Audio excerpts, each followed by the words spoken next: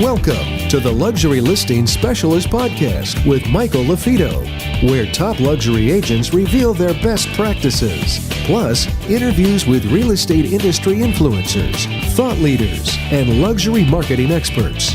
You'll come away from each episode with new strategies and tactics to dominate high-end homes in any market. And now for the latest episode of Luxury Listing Specialist. Here's your host, luxury real estate expert, coach, and trainer, Michael LaFido. Welcome back to another episode of the Luxury Listing Specialist Podcast. I'm your host, Michael LaFido. You are in the right place. If you're an agent, you're a broker owner, you're looking to increase the average sale price of a property you represent, or you're looking to break into and dominate selling that high-end and luxury home. Again, we have some previous episodes that you might want to check out. We've had some amazing guests. You can go to luxurylistingpodcast.com, or, of course, you can find other episodes on iTunes or Stitcher. So let's get right into things. Welcome to the Luxury Listing Podcast. I'm really excited about today's episode. We have a very special guest. We have the CEO of Compass, which is a technology-backed real estate company. So without further ado, everyone say hello to Robert, or Robert say hello to everyone, I should say. Hello, everyone. Well, thanks. Your time is so valuable.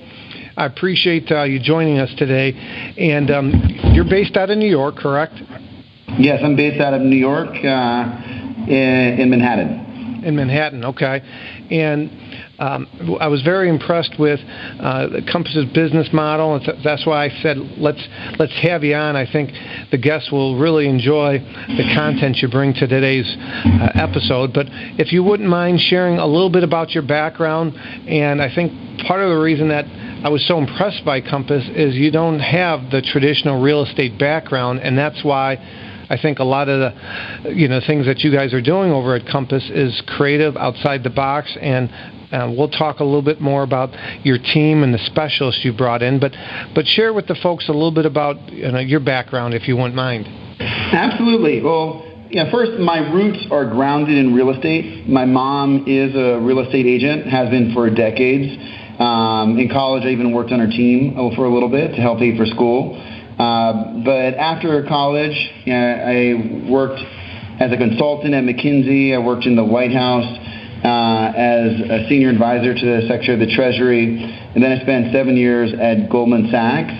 And during that time, I founded a nonprofit called New York Needs You. It's now America Needs You.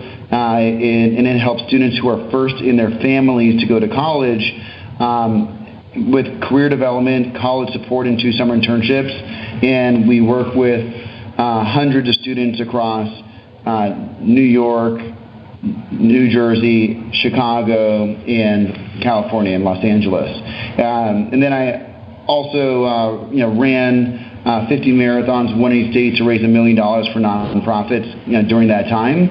And as a result, I started getting much more excited about kind of entrepreneurial efforts like the ones I was doing in my philanthropic life, and I wanted to merge that with something professionally. So I ended up leaving Goldman to found Compass, and really because I wanted to do something that I was as passionate about for work as I was for nonprofits. Now you mentioned 50 marathons. Am I correct? 50? Yes, 50. 50, folks. For those of you that don't know, a marathon is 26.2 miles. You just nonchalantly went over that, like, no big deal. 50 marathons. Congratulations. That's a feat in itself to run one, let alone 50. I'm assuming a lot of those were pre-kids, right? Yeah, and I think all but one were pre-kids. I have 2 daughters. One's 4 years old, and another one's 1.5. And so I think when she was 1, I did my last marathon, which was in New York. And so now the only marathon is taking care of my kids and working hard for Compass. Yeah, that's a marathon in itself, taking care of the daughter, I can imagine. Well, thanks for sharing your background. It's always nice to know a little bit about who the guests are and their story behind there. And what inspired you, Robert, to found a technology company focused on the real estate industry There's a lot of tech companies out there, but what inspired you, to found a technology company that's focused on real estate? Yeah, look, when I think about an industry that's really big, that's really meaningful in people's lives, where the difference between where things are right now and where things could be in the ideal world, I think there's no bigger opportunity than real estate. When I left Goldman, I partnered with my now co-founder, Ori Alon, who had built one company that he sold to Google, another company he sold to Twitter. He's one of the best technologists in the world. And what was very important to him is that we were going to have an impact on an industry that we could actually improve. Now, a lot of industries have been improved a great deal, but I think real estate just hasn't had the investment in people and investment in money to make it what it could be. And so knowing that my mom was a real estate agent, and I'm very much emotionally passionate about making agents' lives better, I thought there would be no better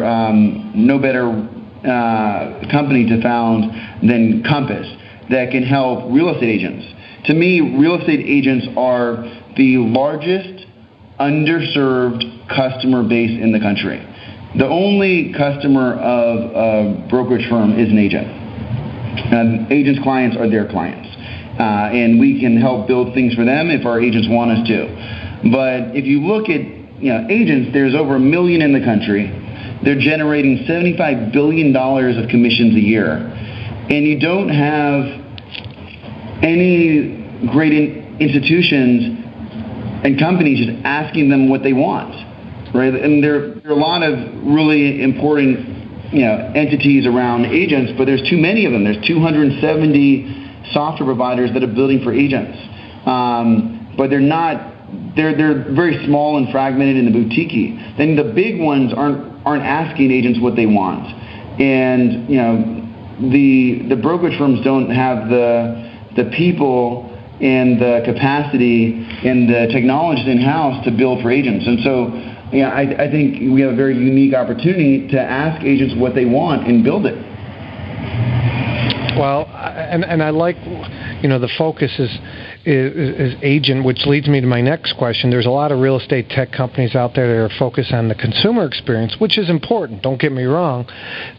But Compass is building tech tools for agents, and you kind of hit on that a little bit, but go into a little bit further, why the focus with technology and tools for agents.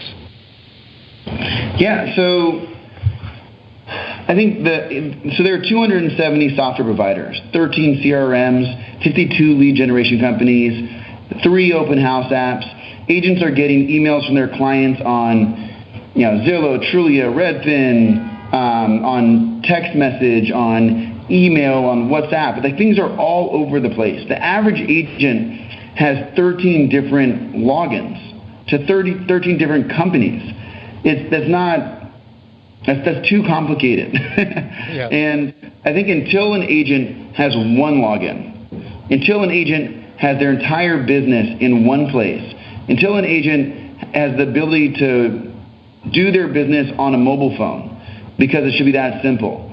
And where their CRM is connected to all of their tools. So it's one thing. Until that happens, the agent is going to be doing a lot of work and spending a lot of time on things that aren't the best use of their time. And what I mean by that is we did this big survey of 3,000 agents across the country, and we asked them, what do you want? And the number one thing that agents wanted was time. We asked them, how much time do you spend with your customers? And the average agent only spends 11% of their time with customers, because 89% of the time they're doing non-core, administrative, and arts and crafts tasks.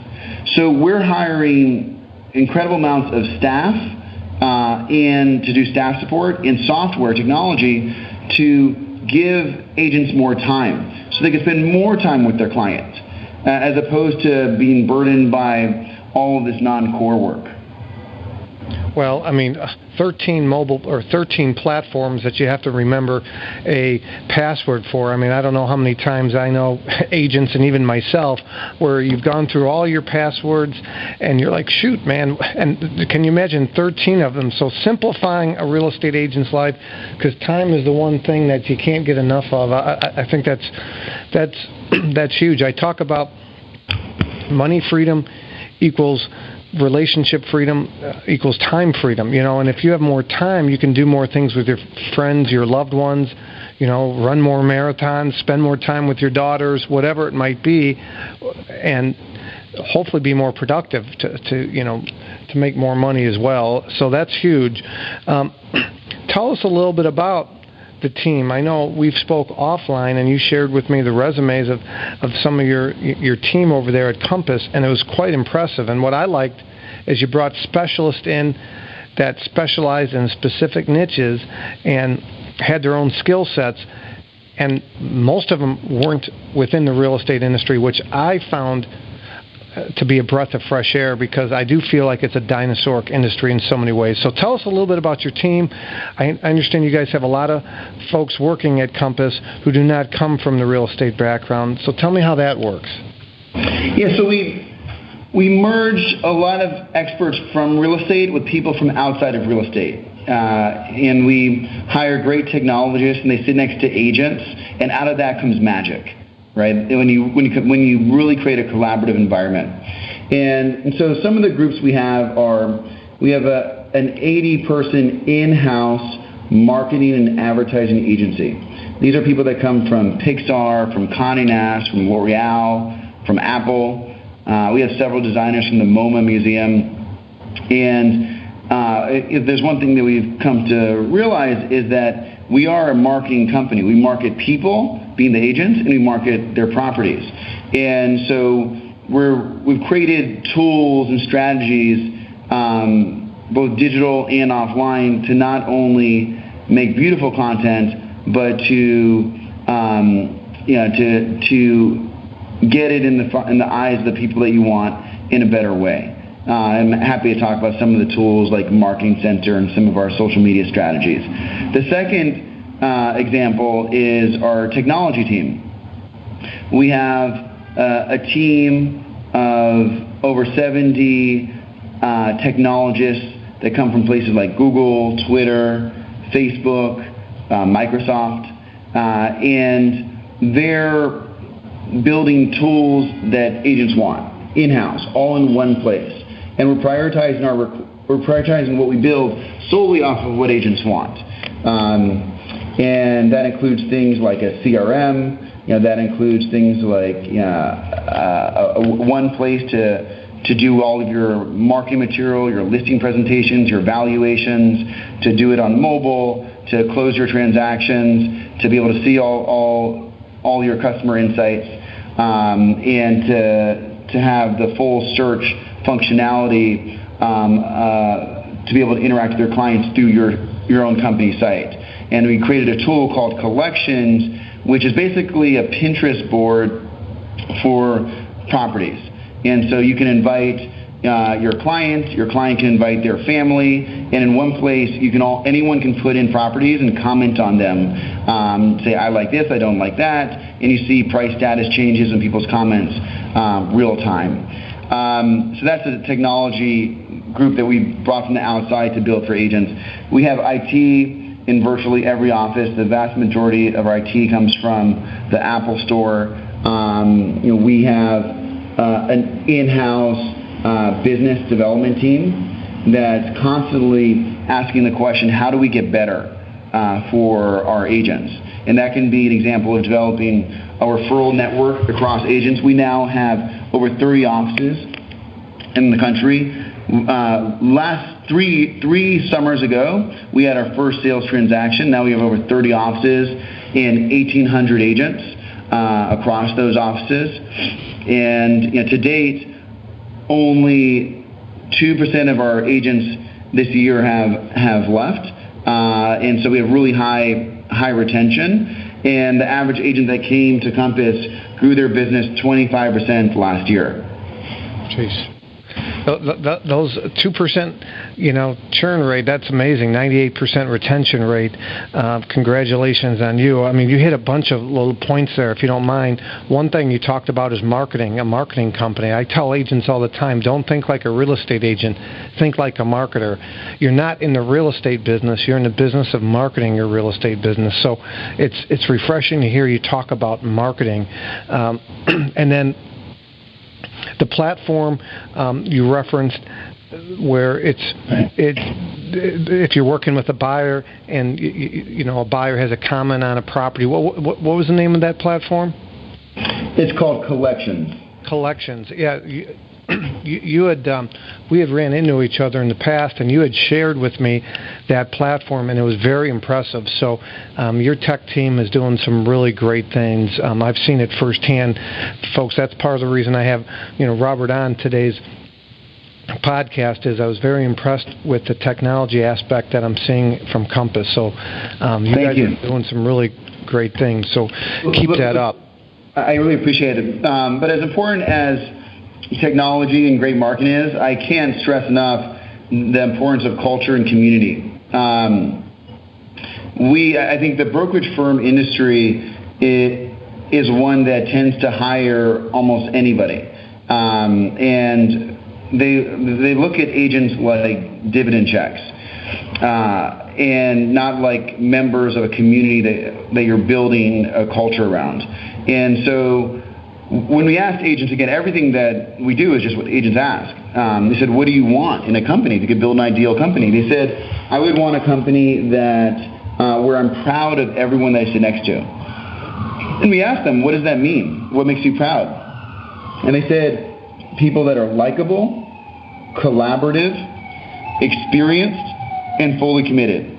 And so, as an example, almost every company will hire people that are inexperienced or part-time, or people that aren't that collaborative but make money in brokerage.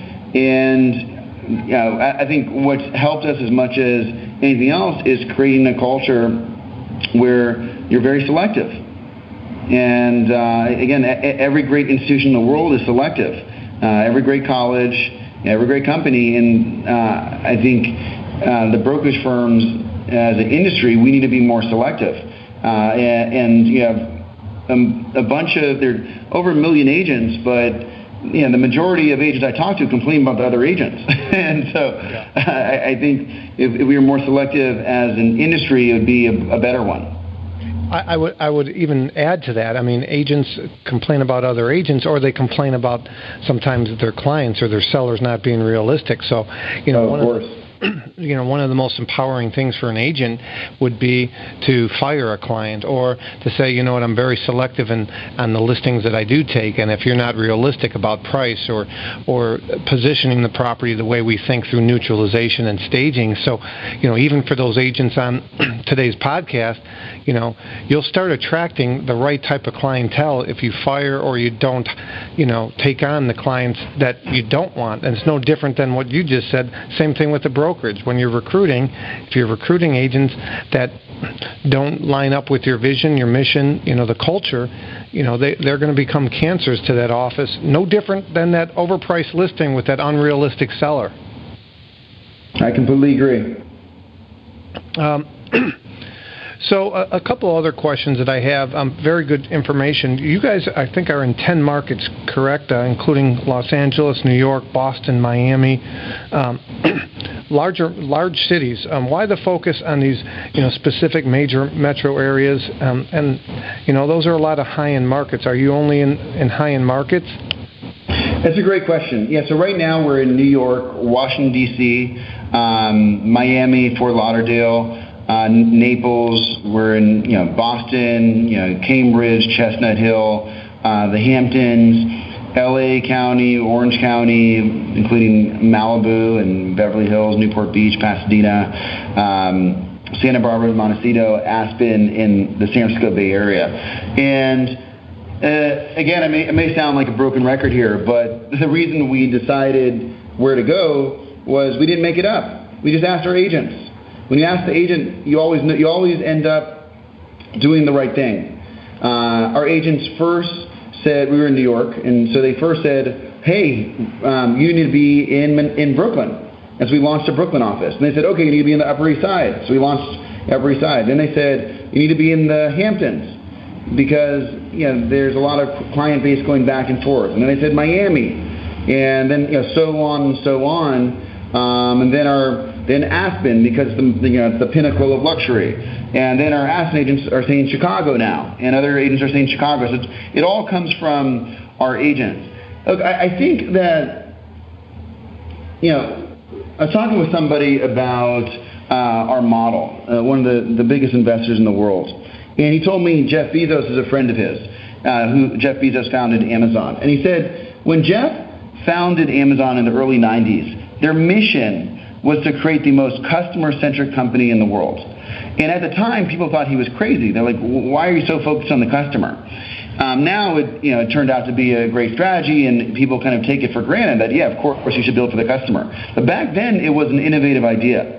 I think the way history will judge Compass is they'll say, wow, they were crazy. They were building for agents. They were just doing whatever they wanted. They wanted to expand to market. Okay, we expanded to the market. They wanted to hire these kinds of people, not those kinds of people, then they did that. They wanted these kinds of marketing strategies, these kind of technologies in this order, they did that. But ultimately, I think people are going to say, wow, it was so obvious because agents are the customer.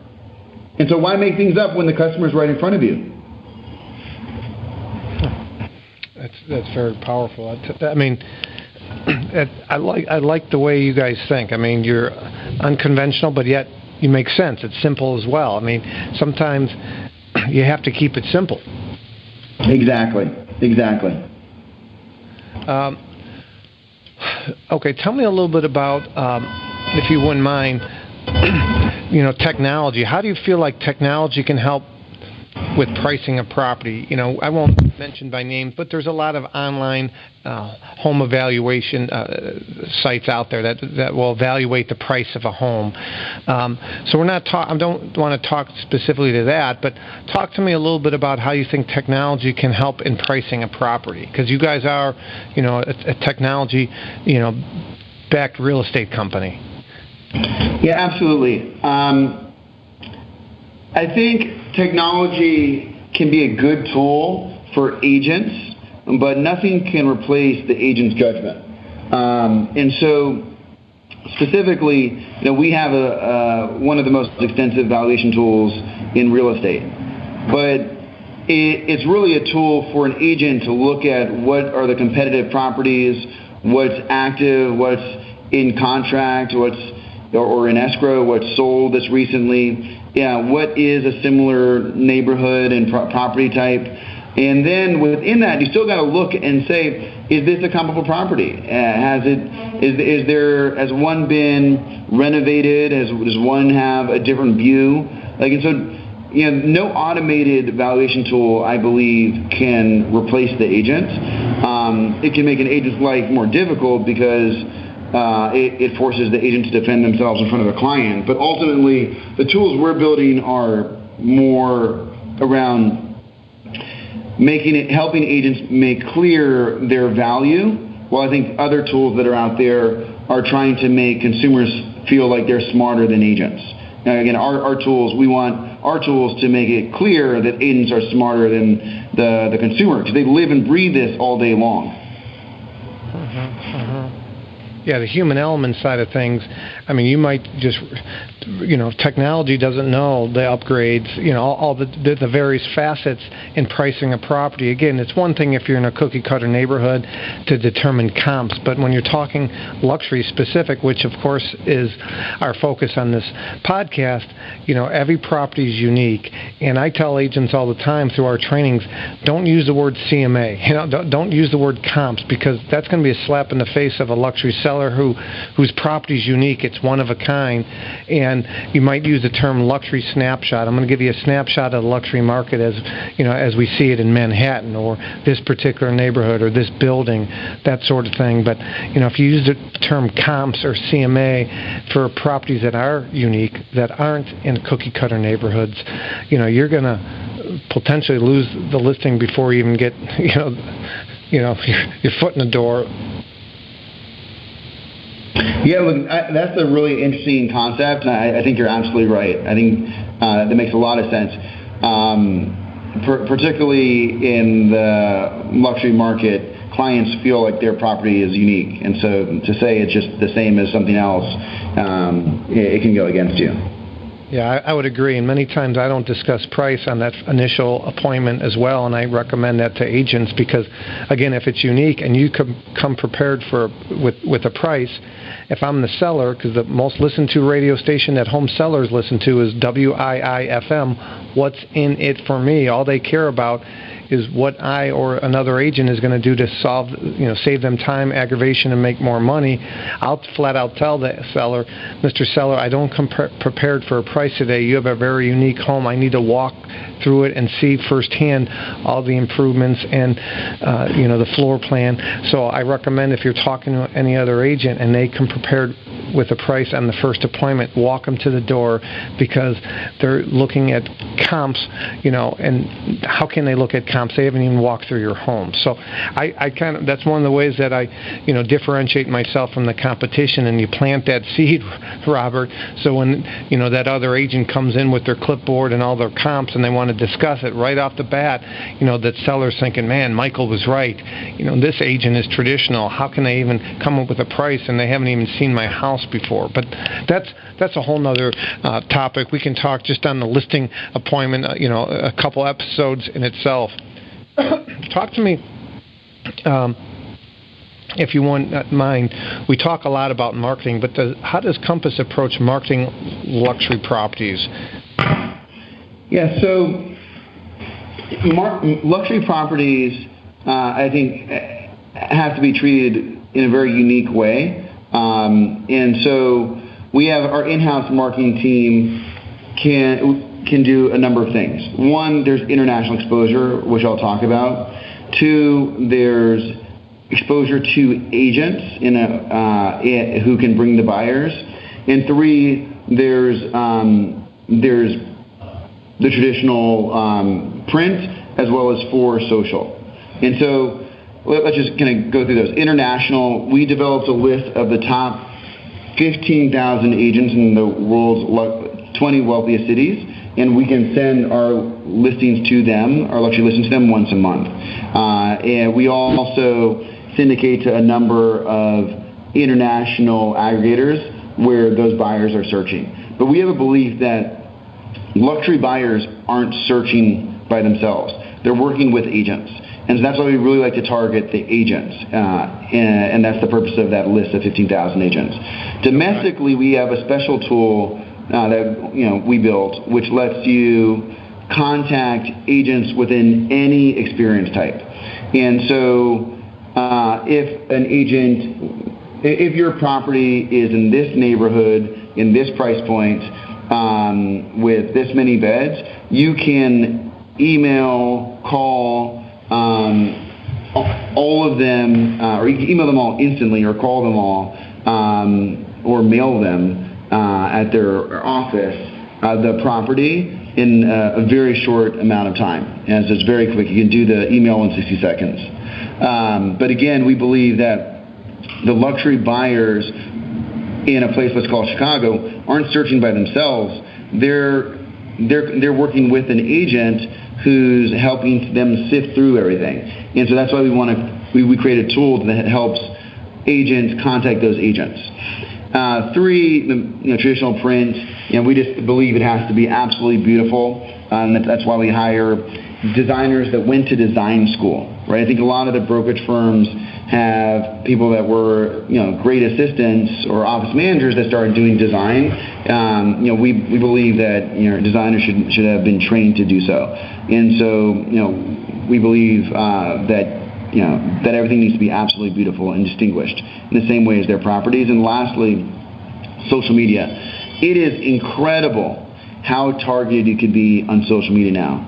You can target people by city, by income, by profession, by hobby, and so we have a bunch of people and tools in-house that let people target a certain buyer type on social media in that kind of way. That's pretty cool. Yes, you're absolutely right with social media targeting through demographic, price points, household income. I mean, you can really, zoom in. You can do that with print marketing as well through list targeting, but it's made it a lot easier to do that. Interesting. I like how you break it down into those four components. Anything from, the international agents to, making the communication easy for your agents, for buyers agents or listing agents that have sold similar properties.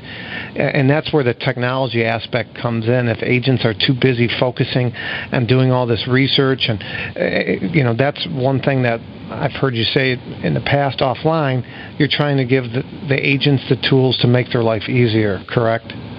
That's correct.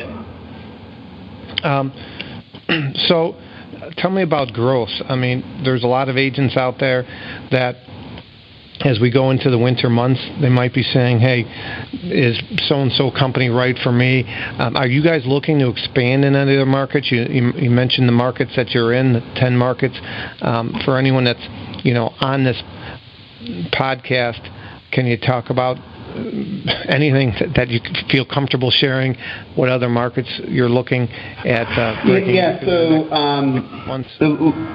Later this fall, we want to launch in Chicago. We're also looking at Greenwich, Westchester. We're looking at Atlanta, Seattle, San Diego, Austin, and Dallas. So those are the next markets. We're also likely going to launch Baltimore and Philadelphia as well. But over the next 2 years, we want to launch approximately 10 markets. Okay, so double. Yeah. Random question, totally off the cuff, but we're talking technology. Obviously, with some of the other technology platforms out there, I don't want to mention them by name, but do you think the agent will ever be completely replaced by technology? Why or why not? Okay, that's a great question. I get asked it all the time. I think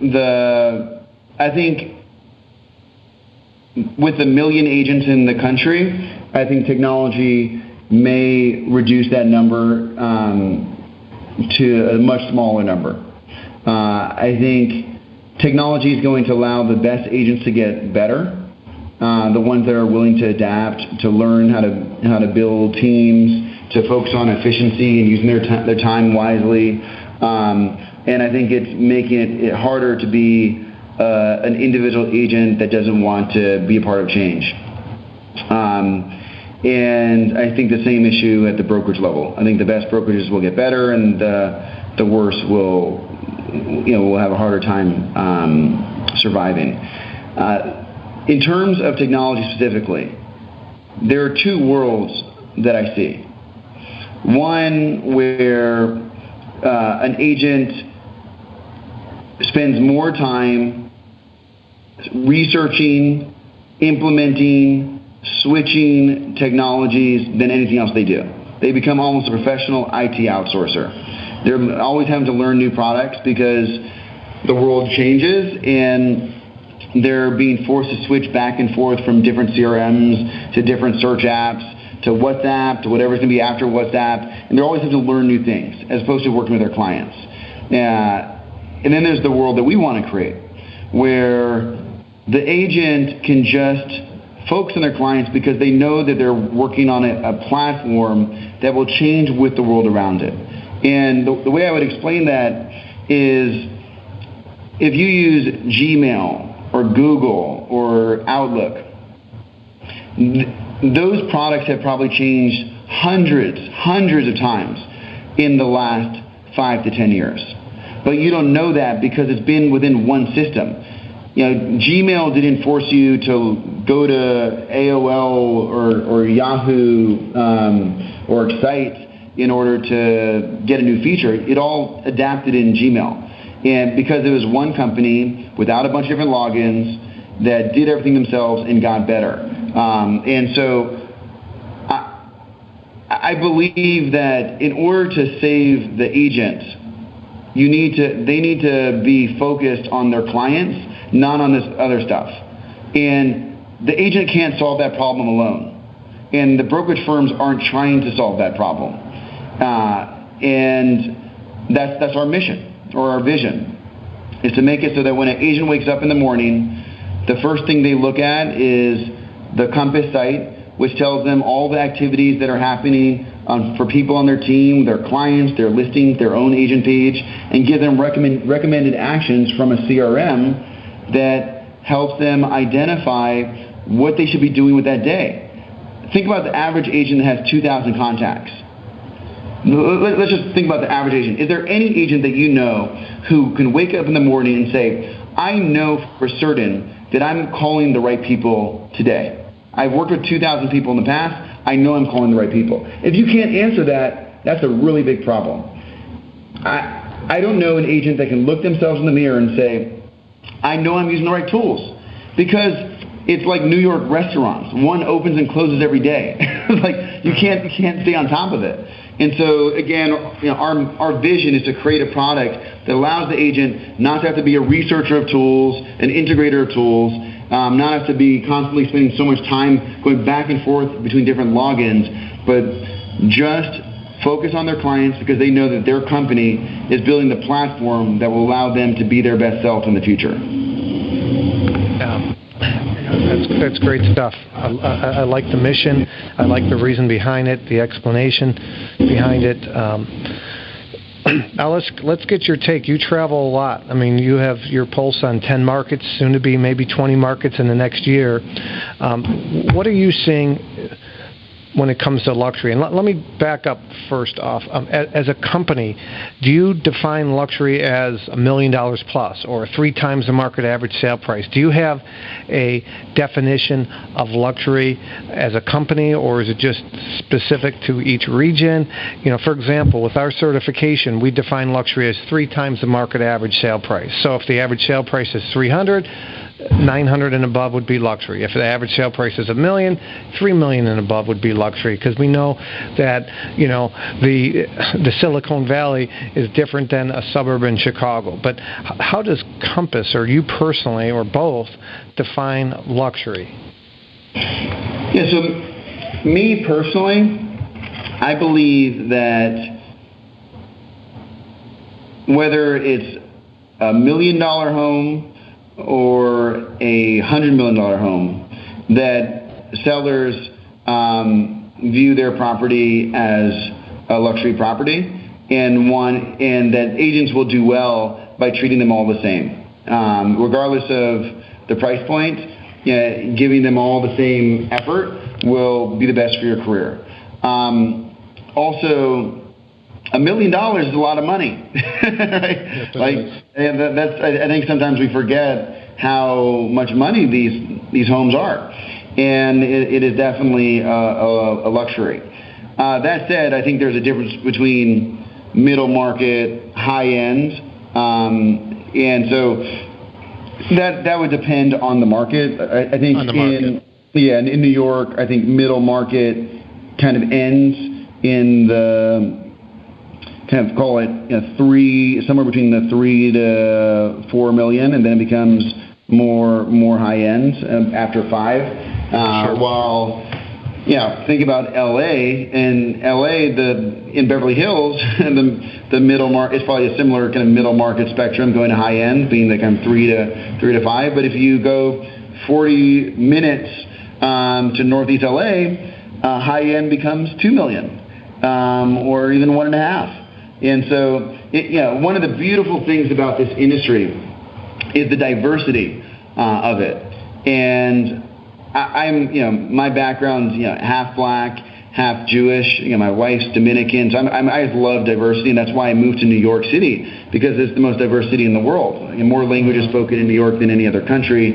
60% of New Yorkers aren't from New York. 37% are immigrants from a different country. 23% are from a different city in the United States. And so I love diversity, and I get to travel the country meeting agents that reflect the diversity of their different communities. It's one of the few careers where you can be incredibly successful, make $500,000 or more as your authentic self. In Brooklyn, you can have tattoos on your, very visible tattoos across your arms and your hands and your neck, while in other markets you can wear shorts, like in Montauk, in the out east in the Hamptons, where it's just much more casual. And so I really love the diversity, but in the diversity it's a very local business. New York City is different than LA, and LA is different than Miami, and Miami is different than Chicago, and even within these markets, they're different. And so, everything's local. Okay. No, I agree with it. It is local, which brings me to my last question is overall, again, I know it's local and depends on regions, but from a 6,000, 10,000 foot view, where do you see, in particular, the 10 markets you're in, but the luxury, the high-end properties, is it cooling off? Is it a seller's market? A lot of inventory, not a lot of supply. Is it getting better? Is it getting worse? I guess in particular, since the start of the year, we have new administration, not bringing up politics, but how do you think things are coming or going or trending, as we enter fall, winter, the tail end of 2017? What have you seen based on the marketplaces that you're in? Yeah, I think generally speaking, the market's still been very active. That said, I think this is a very important time to start talking to sellers about pricing more modestly. When I look at the world, I see the stock market at an all-time high, and I question if there's more upside than downside. I wouldn't be bullish that we're going to see huge gains in the year ahead. And the stock market is one of the primary drivers for real estate prices. So I think that's one reason to be a little more tepid. Two, I see a lot of inventory and high days on market in most markets. And then three, I see the quality of life not improving, or in certain places even deteriorating. And so in New York City, for example, there are more empty retail spaces, largely driven by Amazon, than any time in my lifetime. And as a result, it's affecting the community. And it's starting to feel less safe in certain areas. And so New York's prices went up when you had jobs increase, you had safety increase, quality of life increase, and stock market increase. Now in New York City, Wall Street is hurting. Quality of life doesn't seem to be advancing, and some would say deteriorating.